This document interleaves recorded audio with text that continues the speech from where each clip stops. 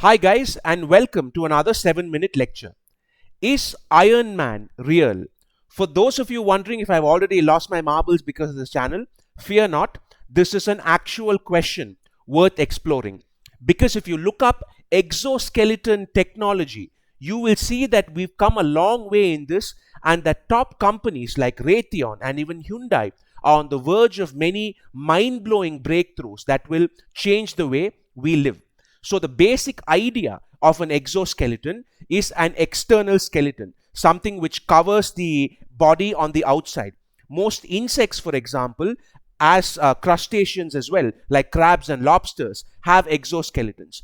We humans, in contrast, have what is known as an endoskeleton, where our bones are on the inside.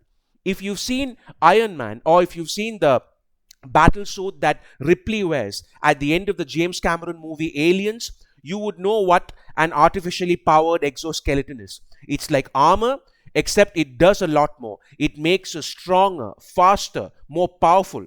In 2016, Hyundai unveiled an exoskeleton which allowed the wearer to lift over 100 pounds and to carry that load over long distances with no difficulty at all. It could be revolutionary in its ability to empower the lives of the elderly, people with spinal cord injuries, people who are paralyzed, and so on.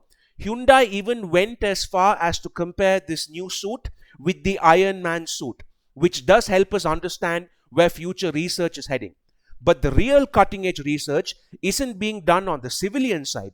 The real money is being pumped in for military applications, as I guess one would expect. As a matter of fact, the Raytheon Sarcos XOS, which is this really advanced suit that the Pentagon is working on, is said to be so similar to Iron Man that when it was shown to R.D. Grainov, who's one of the main illustrators of the comic, he was apparently shocked and said, "Hey, that's Iron Man," when he saw the model.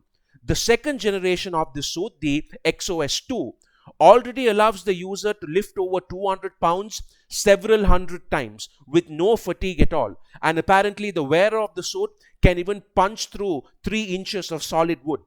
The US Special Operations Command is working on a lighter suit called Talos, which could be used for tactical assault by infantry forces. So it's based on mobility and speed.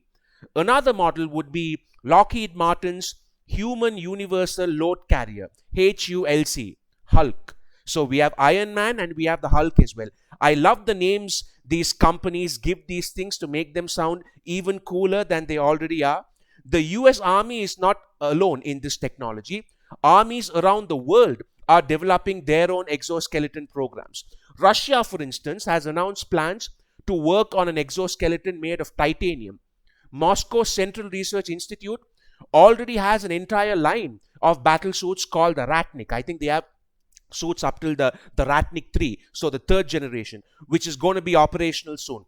Most people who've seen this say they almost look like stormtroopers from the Star Wars franchise. And some Russians even say, hey, that's the intention, that's the point. They have to look formidable. There are reports that Russia currently has about 300,000 of these already. So the Russians could already have about 300,000 Iron Men at their disposal. Even NATO has woken up to this, and they launched their integration of the exoskeleton project a couple of years ago, which is a series of workshops designed to explore military applications for NATO. Asia is not far behind either. Japan revealed a pair of robotic legs that could help soldiers leap over buildings and great distances with ease, and they did this way back in 2012.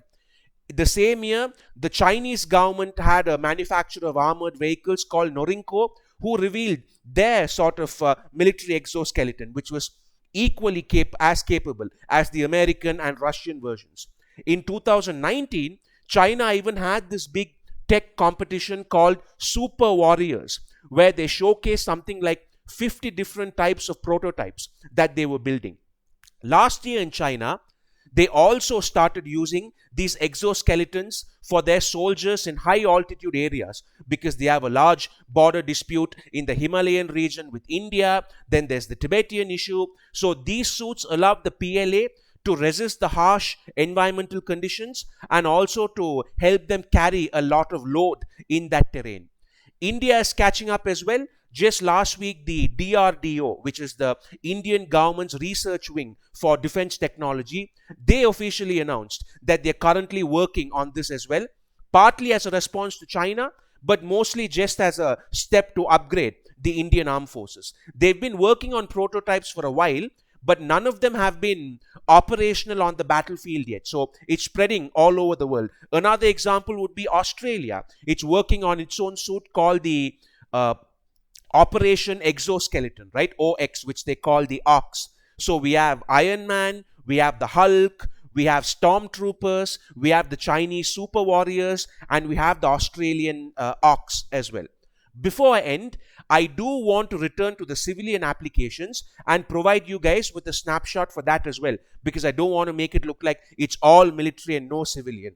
In addition to what I said earlier about Hyundai, a California-based company called SuitX is currently working on a suit that anybody can buy in a Home Depot, which would make it easier to conduct domestic tasks.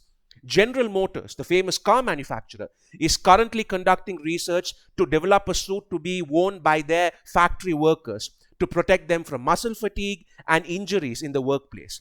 Delta Airlines is working on a suit for their freight maintenance and ground support staff, since those guys have to move around a lot of weight. The industry is currently estimated to be worth about 500 million on the civilian side alone, and that amount is expected to explode to about 7 billion within the next decade. So to conclude, guys, yes, Iron Man is real and Iron Man is here.